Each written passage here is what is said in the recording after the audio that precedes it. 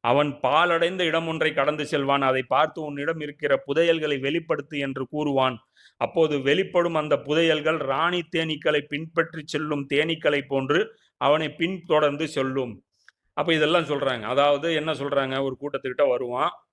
என்னை இறைவனா ஏத்துக்கோ அப்படின்ன உடனே அவங்க என்ன பண்ணுவாங்க, பதிலளிப்பாங்க. உடனே அவங்களுக்கு மழை கரெக்டா பெய்யும். அவங்களுக்கு விவசாயம் கரெக்டா நடக்கும். கால்நடைகள் அவங்களது கொழுத்து இருக்கும். இன்னும் நிராகரிச்ச கூட்டத்துக்கு இது அப்படியே உல்டாவா நடக்கும்.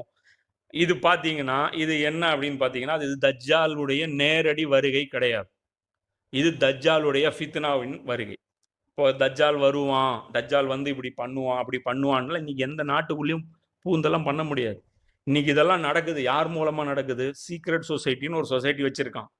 ஃப்ரீமேசன்னு வச்சிருக்கான். இலுமினாட்டின்னு வச்சிருக்கான். அந்த சொசைட்டிய ரன் பண்றான். நல்லா பாருங்க, ஏகப்பட்ட டாக்குமெண்ட்ரி வந்துருச்சு இப்பல்லாம்.